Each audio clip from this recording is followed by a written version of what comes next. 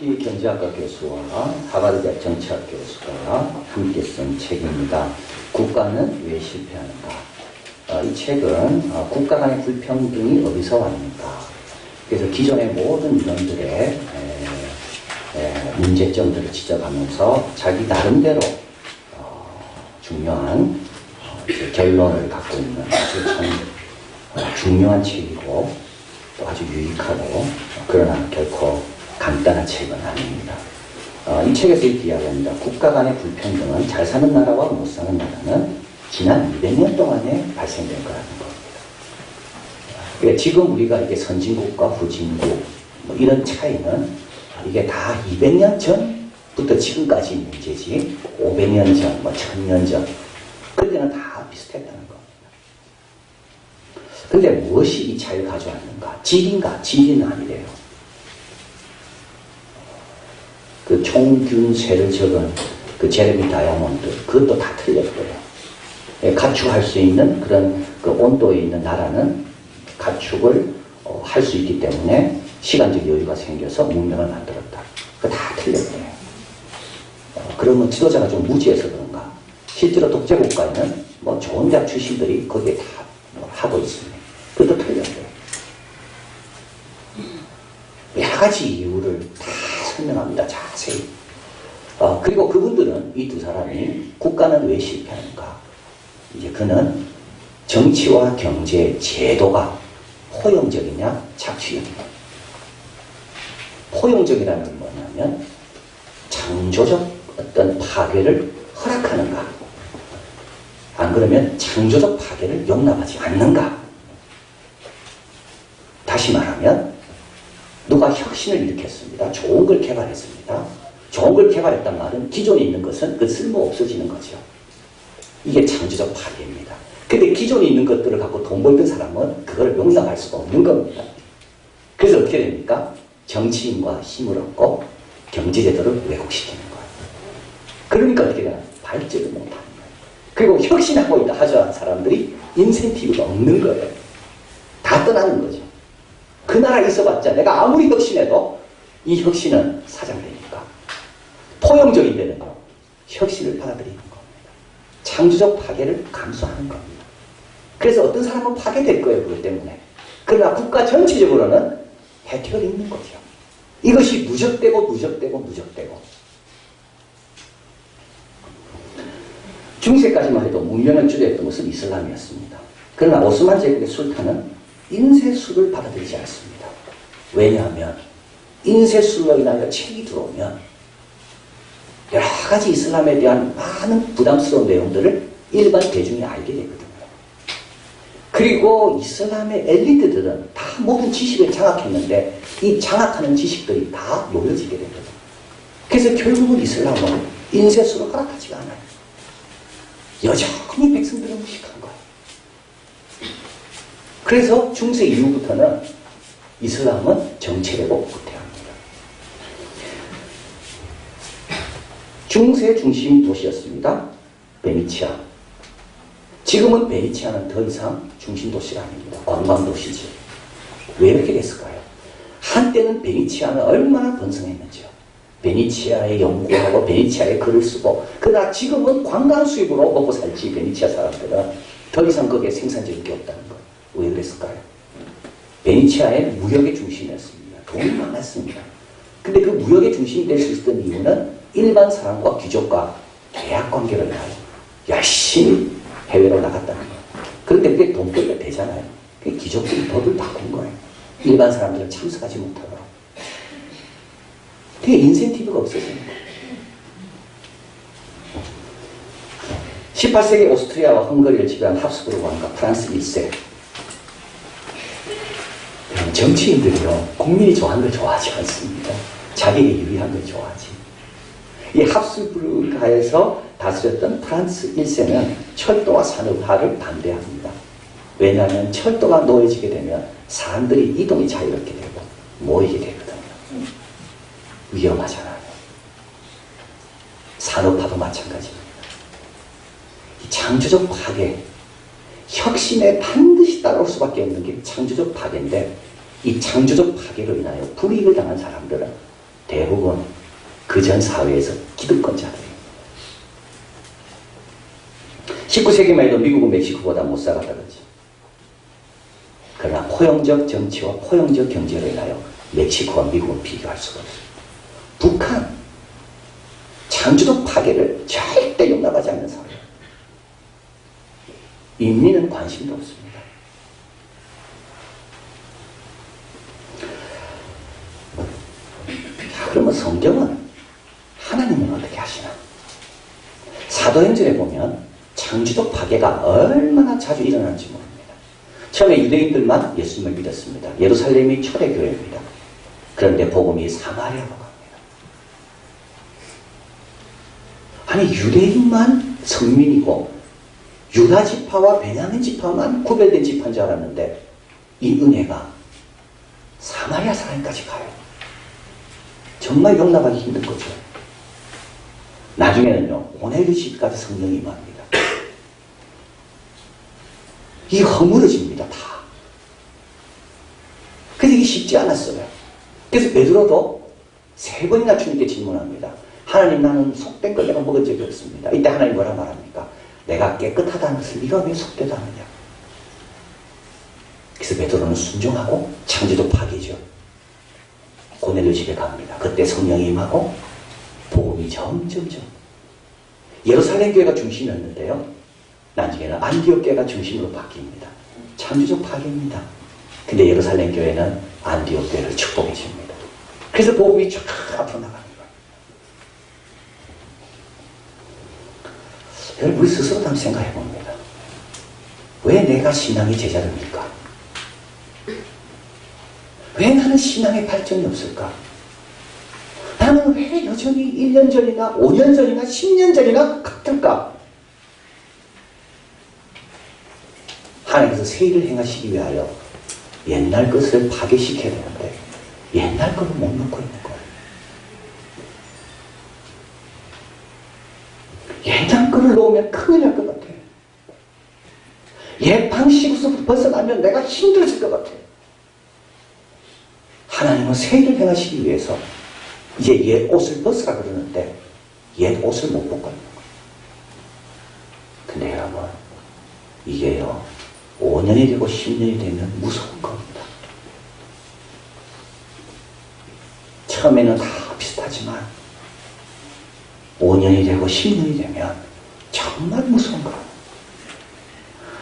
우리의 기도 제목은 뭘까요? 그래서 뜻이 하늘에서 이루어진 것처럼 땅에서 이루어지리라. 뜻이 하늘에서 이루어질 것처럼 우리 가정에 내 안에도 이루어지기를 원합니다. 하나님 뜻이 이루어지기 위하여 내가 버릴 것이 있고 포기할 것이 있고 바꿔야 될 것이 있다면 나는 무조건 힘들어도 주님께 순종하겠습니다. 이게 주님 가르치신 기도입니다. 뜻이 하늘에서 이루어진 것처럼 땅에서도. 그러면 하나님께서 좋은 일을 많이 만드실 거예요. 오늘 본문은 스가랴에서 가장 유명한 구절입니다. 스가랴서는 메시아에 대해서 이사야 다음으로 많이 예언하고 있습니다. 신약에서도 인용이 많이 되는 책인데요. 스가랴 본문 가운데 제일 유명한 본문이 오늘 구절입니다. 예수님께서 십자가를 지러 예루살렘에 들어가시면서 그대로 행하신 구절입니다. 나귀 새끼를 타고 들어가셨거든요. 이때 사람들은 종려나무 가지를 흔들며 호산나 우리를 구원하소서 외칩니다. 오늘 본문은 이 왕들이 들어옴을 크게 기뻐하라고 말하십니다. 이 왕이 들어옴을. 이유는 3가지입니다. 첫째, 그분은 공의로우며. 공의롭다는 말은 뭐죠? 공의와 같은 말이 있습니다. 같은 말은 판단입니다. justice와 같은 말은 judgment입니다. 누가 justice, 누가 정의롭습니까? 판단이 바른 사람이 정의로운 겁니다. 심판과 같은 말이 공의입니다. 심판은 뭡니까? 공의의 실현 아닙니까? 그래서 예수님의 판단은 항상 옳기 때문에 우리가 믿을 만하다. 그런데 왜 예수님의 판단은 항상 옳을까요? 이사야 11장 3절 같이 읽어봅니다.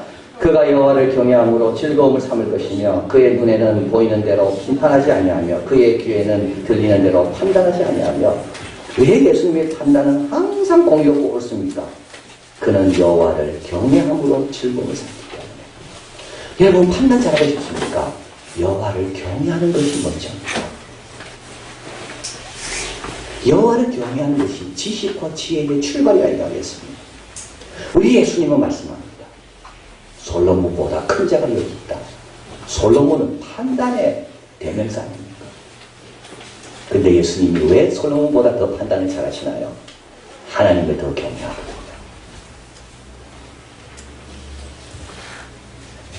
여러분의 판단은 경외와 하나님 경외와 같이 가는 겁니다. 우리 예수님은 공의로우십니다. 그의 판단은 믿을만합니다. 그분이 오시니 얼마나 감사하나요? 두 번째로 구원을 베풉니다. 우리 예수님께서 왜 예루살렘에 들어가십니까?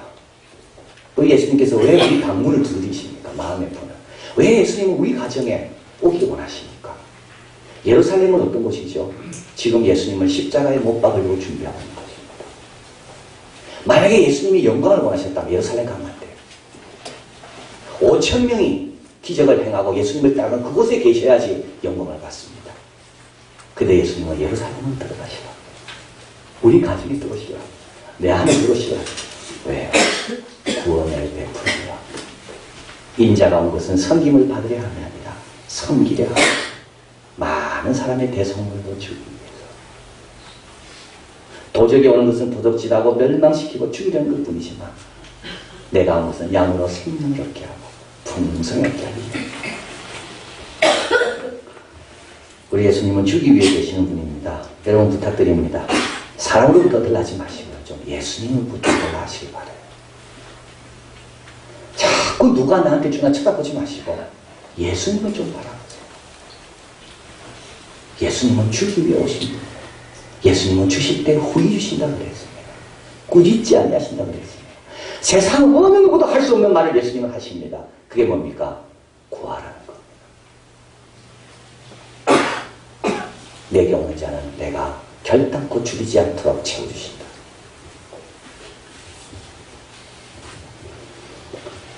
그분의 오심을 기뻐합니다. 왜요? 그분은 우리에게 뭔가 좋은 걸 주시려고 오십니까?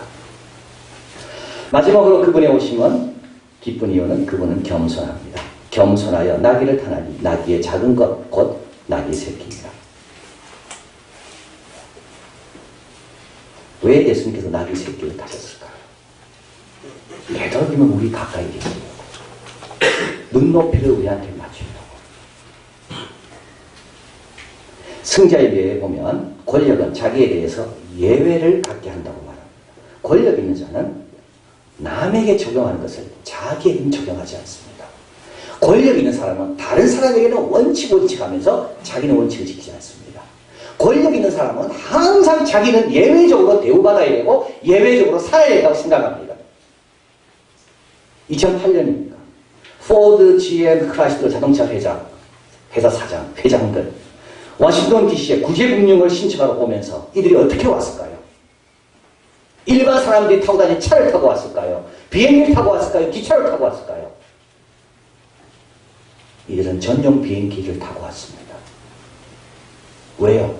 자기는 권력자이기 때문에 다른 사람 타는 거 타면 안 된다고 생각하기 때문에.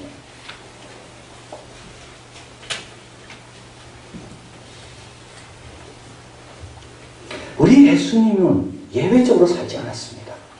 우리 예수님은 오히려 우리보다 더 낮은 데서 사셨습니다. 왜? 낮은 사람이 오도록 오기 편하도록.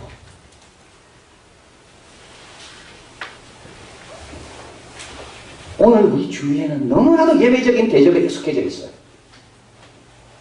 물건을 하나 사도 내가 예외적으로 대접받기를 원하고 나를 예외적으로 대접하지 않으면 화를 내고 그런 분이 오는 거는요 절대 기뻐하지 않습니다. 그러나 나를 어떻게 대우하든 아무 상관하지 않는 예수님이 오시면 다 기뻐하는 거예요.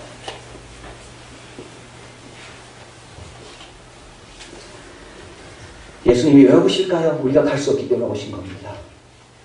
예수님이 왜 나라지셨습니까? 우리가 끝까지 못 알아보니까 나라지신 겁니다. 우리가 이 하나님께 갈 만큼 우리는 의롭지 못하고 허물이 많고 부족한 게 너무 많기 때문에 예수님이 친히 우리 곁으로 오신 거예요. 자, 그래서 예수님이 여기 계신다. 예수님이 이 자리에 계신다. 예수님이 우리 가정 내 옆에 계신다. 이거는 가장 감사할 일이고 가장 크게 기뻐할 일이다. 자, 그런데 이제 오늘 본문은 이걸로 끝나지 않습니다. 10절 앞에 스크린이 있습니다. 읽어봅니다. 내가 에브라임의 병과 예루살렘의 말을 끊겠고 전쟁하는 활도 끊으리니. 자, 이게 또 무슨 말입니까? 여기까지만 예수님이 오셔서 크게 기뻐한 걸로 끝나면 참 좋겠어요. 그런데 갑자기 에브라임의 병거와 예루살렘의 말을 끊고 전쟁하는 활도 내가 끊는다. 그리고 나서 이제 11절부터 쭉 뭐 이야기입니까? 다 전쟁 이야기입니다. 시온아, 내가 내 자식을 격동시켜 헬라 자식을 치게 하며 너로 용사의 칼과 같게 하리라. 여호와께서 그 위에 나타나사 그 살을 번개같이 쏘아내실 것이며 주 여호와께서 나팔을 불리시며 남방 회리바람을 타고 행하실 것이다. 그들이 원수를 삼키며 물맷돌을 밟을 것이며 그들이 피를 마시고 즐거이 부르기를. 전쟁 이야기요, 전쟁 이야기. 17절 이해되지 않는 구절이 또 나옵니다. 읽어봅니다. 그의 형통함과 그의 아름다움이 어찌그리 큰지 소녀는 곡식으로 강건하며 처녀는 새 포도주로 그러하리로다. 아니, 여기 전쟁에 무슨 형통함과 아름다움이 나옵니까? 이 전쟁은 이상한 전쟁이에요. 이 전쟁은 조금 다른 전쟁이에요. 이 전쟁을 치르고 나면 아름다움과 형통함을 경험하는 전쟁이에요. 이 전쟁은 어떤 전쟁입니까? 말과 막편, 활로 싸우는 전쟁이 아닙니다. 말과 활을 다 끊었자 그랬잖아요. 이 전쟁은 뭐로 싸우는 전쟁입니까? 이 전쟁은 기도로 싸우는 전쟁입니다. 사도행전 12장에 보면 헤롯이 교회 몇 사람을 해합니다. 요한의 동생 야고보를 칼로 쳐 죽입니다. 유다 사람이 이거 기뻐하고 베드로도 옥에 가둡니다. 베드로는 옥에 갇혔습니다. 교회는 아무 무기도 없어요. 그러나 교회에 가진 무기가 하나 있죠. 옥에 갇힌 베드로를 건져내는 무기. 교회는 그를 위하여 간절히 기도합니다. 근데 너무나도 감동적인 내용이 여기에 있어요. 처형하기 전날 밤. 교회가 베드로를 위해 간절히 기도할 때 언제까지 기도합니까? 처형하는 전날 밤이 돼도 아무 일이 없어도 교회는 계속 기도하고 있는 거예요. 기도하기 시작하면서 역사가 일어난 게 아니라는 거예요. 처형하기 전날 밤 천사가 베드로의 옆구리를 쳐서 깨웁니다. 베드로가 벌떡 일어납니다. 옷을 입어라. 베드로가 너무 놀라 옷을 입습니다. 따라가려고 할 때 천사가 말합니다. 신발도 신어라. 옥문을 통할 때마다 옥문이 저절로 열려요. 그리고 베드로가 길에 나왔을 때 천사는 떠나고 베드로는 마가 요한의 집에 갑니다. 그때 갔을 때 교회 성도들은 뭐하고 있었을까요? 기도하고 있었습니다. 여러분이 기도하는 모습을 자녀들이 볼 때 제일 안심합니다. 교회는 회의하고 있지 않았습니다. 교회는 누구의 도움을 구할까? 사람을 찾아다니지 않았습니다. 교회는 뭐하고 있었다고요? 기도하고 있었다고요. 누군가 우리 집 붕을 두드릴 때 우리 엄마 아빠가 기도하고 있는 모습을 아이들이 본다면 아이들은 제일 아마 감사할 겁니다.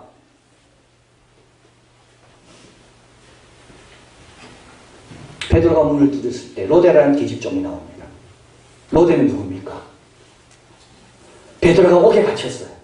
이제 헤롯이 다 핍박합니다. 근데도 두려워하지 않는 성도 가운데 한 명이 이 계집 아이 로데입니다. 전날 밤이 될 때까지 아무 일이 안 일어나도 떠나지 않고 그 자리를 지키며 기도했던 여자 아이 중 그 자라서 로데라고요.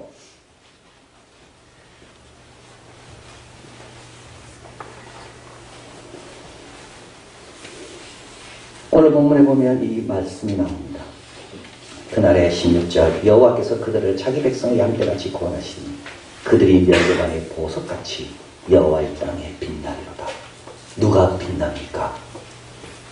베드로가 나올 때까지 위험을 감수하고 기도하던 성도들.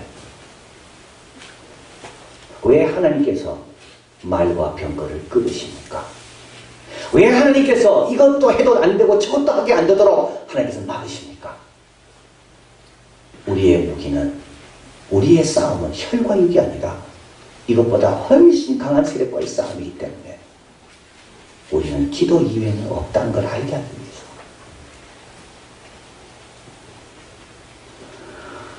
예수님께서 병자를 고치신 다음에 제 아들이 묻습니다.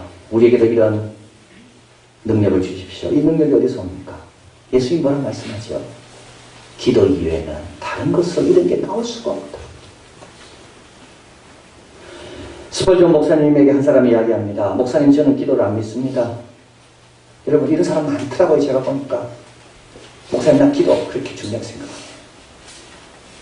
기도 꼭 그렇게 하는데 그 자른처럼 이야기해요. 스펄전 목사님 말합니다. 그래요? 그럼 당신만 손해인데요.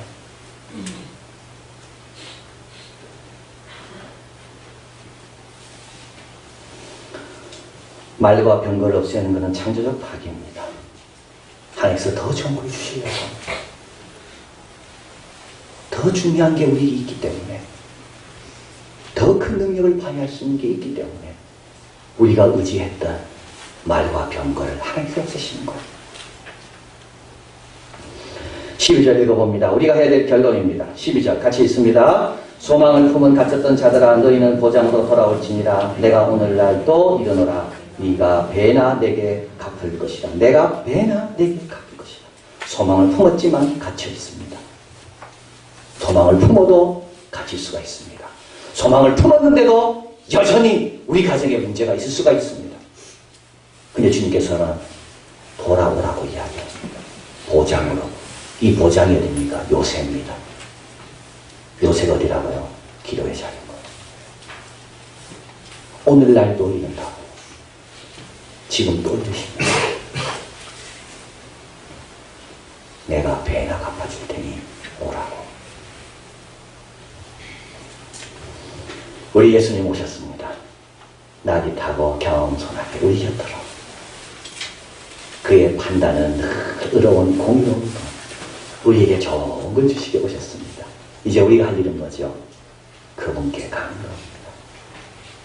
내가 할 일은 그분께 가는 거예요. 보장으로 나아가는 거예요. 이를 위해서 버려야 될 게 있을 거예요. 이를 위해서 하나님께서 내게 맡기고 이제 그거 너무 연연하지 말고 그거 파괴시키고 새 일을 경험하기 위해 와라. 내일부터 고난주간이 있어요. 주님께서 또 말씀합니다. 반복해서 말씀합니다. 기도의 자리로 나와라. 내가 물려준 자리는 유일한 자리, 기도의 자리다. 나는 십자가에서도 기도했다. 주님께서 오신 귀한 기쁨의 날, 이제 응답하기는 우리가 해야 됩니다. 말, 병거 의지하지 마시고 주님 앞에 나오셔서 하나님의 형통케 하신 하나님의 아름다움을 보시고 주님께서 배나 갚아주신 것을 경험하는 우리 모두가 되길 바랍니다.